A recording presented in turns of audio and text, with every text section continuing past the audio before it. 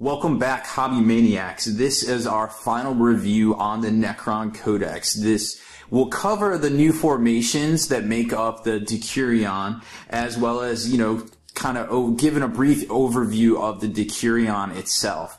If you're just hitting these series of videos like kind of haphazardly, this is part 3, so you might want to go back and hit up part 1 and 2. Part 1 was on Necron War Gear, part 2 was on the units themselves. I really feel like setting it up with the War Gear first to kind of give the overview of what stuff does, so when we went through part 2, which was going over all of the units, that it was very obvious, like, oh, this does that and this does that. I found it feels like, at least to me, that it's better when I go over a new book that I hit up the War Gear section first, so I have a base, a nice foundation to build for myself for the rest of the rule book, and I'm not flipping back and forth the whole time between the books. So that's what I found works for me. You might be a different learner than me, but either way, these are my videos, so I'm going to do it this way, and hopefully everybody can learn something from this, right? So today is part 3, Forces of the Necrons, the Decurion, and other assorted formations, etc. So first off, what the Decurion is a new interesting way of taking a detachment, and it's totally legal to take this detachment in and of itself in a combined arms kind of sort of way, or just as a normal unbound, it doesn't even matter kind of thing. It consists of basically core, auxiliary, and command units, with command being something a little special, and it's a neat little way to sneak in a Lord of War into something that might not be technically your primary detachment for a combined arms game of 40k. You have this core section right here, the Reclamation Legion, which, these all give you your baseline, what you must field. And then you can kind of drop down to here and take 1 to 10 of any of these, I believe.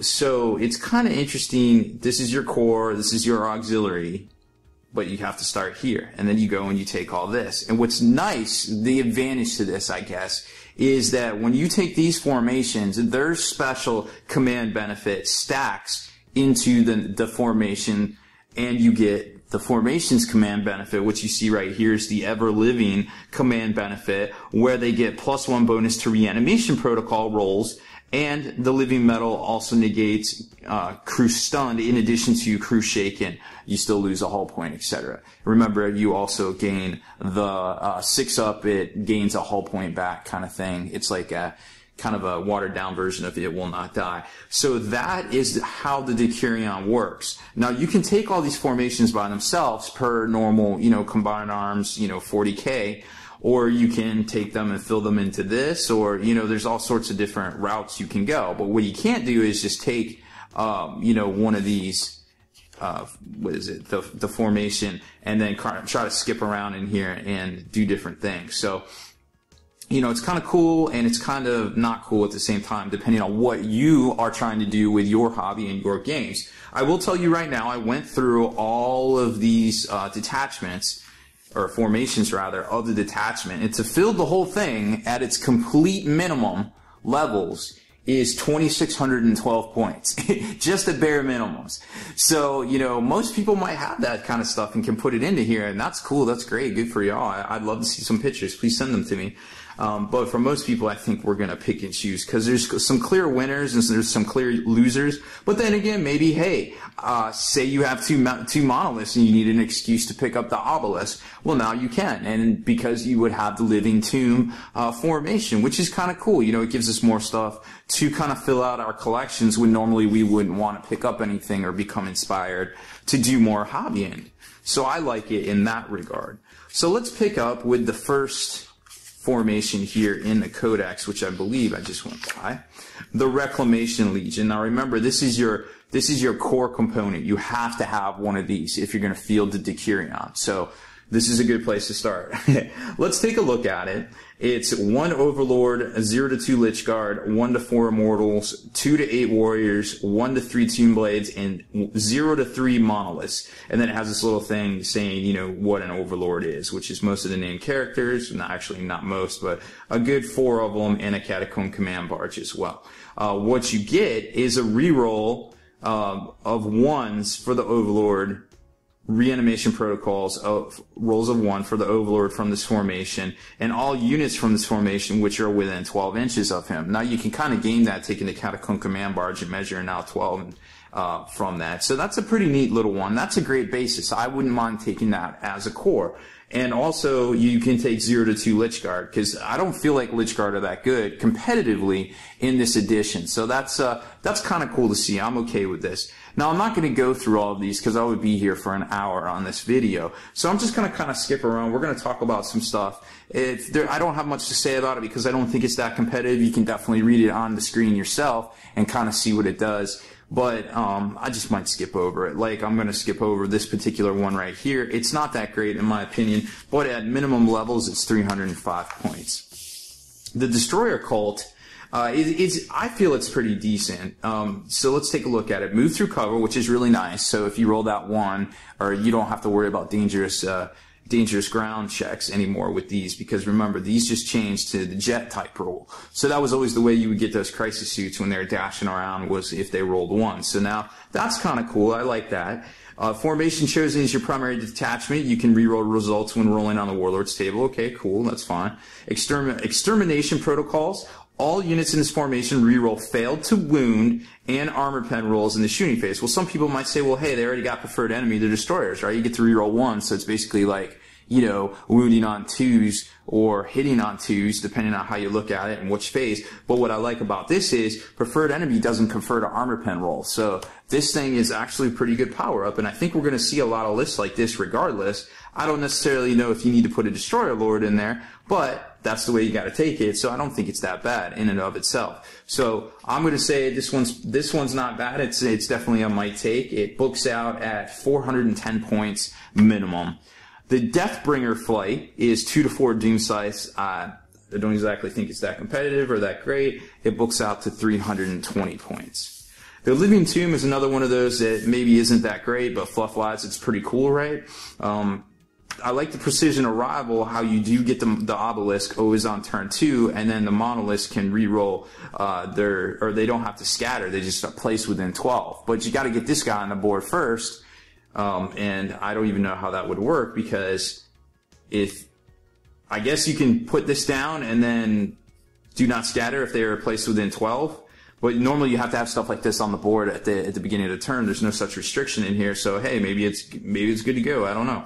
Anyways, seems pretty decent. It books out to 300 points minimum, because all you have to technically take is the Obelisk. But hey, sure, we'll go with that. Annihilation Nexus, don't think it's that great. Don't put a lot of stock into the Doomsday Arc. Myself, when something only has 1 shot, no matter how good that shot is, unless it is a D weapon or it's just gonna ignore cover, ignore whatever, and have some sort of resiliency to not being able to shoot from damage, I just don't put a lot of stock into it. It kind of does have that with Living Metal, but still, I'm feeling a little meh on it. I'm sorry. Don't mean to bring you down there. Fluff-wise, it's a pretty cool formation. It books out to 345 points. The Optic Harvest, I think, is pretty decent. It's got a little inherent weakness because your Canoptic Spider kind of controls the range and the effect of this adaptive subroutines. At the start of each of the controlling player's movement phases, choose one of the following special rules: Fleet, Reanimation Protocols, and Shred. All very useful to these guys right here. They also would definitely benefit from Reanimation Protocols as well. I mean, that would be really awesome to bring those guys back on a 4-up, basically to feel no pain, you know? So all units from the formation within 12 of Spider get this benefit for the chosen special rule for the controlling player's until the controlling player's next movement phase. So it lasts the whole turn back to the controlling player.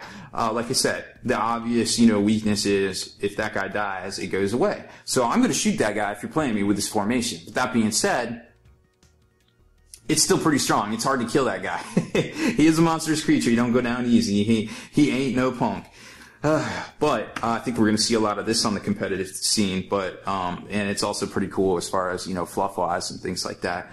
The Royal Court, it seems okay. It's that little like offshoot kind of auxiliary thing that you can kind of take and sneak into Stormlord as a Lord of War if you wanted to, I suppose. The Cryptex are pretty neat. They definitely help with the reanimation protocols. And the special rule is the formation takes place if the overlord from this formation or model taken in place of the overlord, with this list right here, of course, is chosen as your warlord. You can re-roll the result when rolling on the warlord traits table. Okay, well, that's kind of cool. But I think the obvious bonus is the move through cover and the relentless. Depending on what you're trying to kit them out with. Characters don't seem to shoot that well, and they're only really good at combat, and it's kind of, you know, the units only don't seem to be good at combat except for maybe the Wraiths, and they're really good at shooting. So it's kind of a weird conundrum dichotomy with the Necrons themselves. The Tyranids kind of suffer from it too. It seems like the best shooting in the Tyranid army comes from the Defiant Hive Tyrants, which really should be the best at close combat. So, which brings me to another interesting point. Tyranids and Necrons would make a really good, interesting army in 7th edition. So, hint, hint, might want to start taking a look at that. I know a lot of people, on the competitive scene, I've already said a few things about it, so I'm sure we'll see that in the future. So that's all of the formations that can make up the Decurion or be fielded separately. So I hope that kind of helped out and kind of cleared up some of the mystery as far as the new book and kind of how everything works. If you haven't noticed already, I've been filming these lately on one of these sweet battle mats, they're called, from Table War and Frontline Gaming. They're really cool. They soak up beer very easily when you spill it. And, you know, they kind of roll right out and they roll right up and get put away. And this one stays out a little bit more than it should, personally, but, you know, I love these mats. Can't say enough great things about them. If you haven't picked one up yet and you have a definite use for it, go ahead and get one. They are like $100 and some plus shipping. So, you know, don't just buy it on a whim, guys. You save that money for models, right? But I would love to see more of these mats in the future, and I think they're a great product, and I can't say enough good things about the Table War fat mats. These things are awesome. I love these things.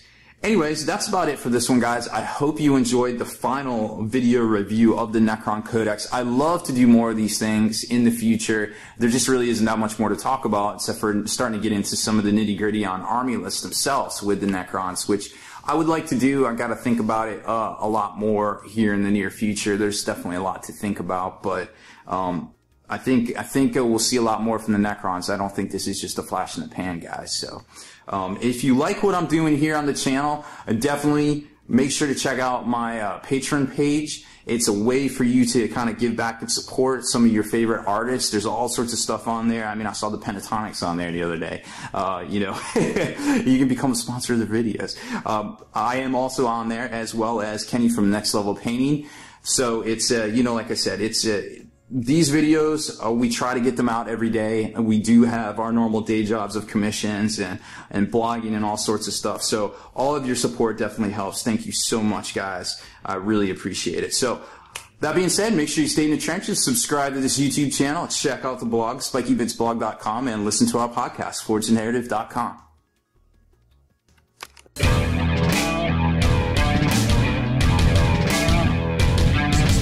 Spiky Bits.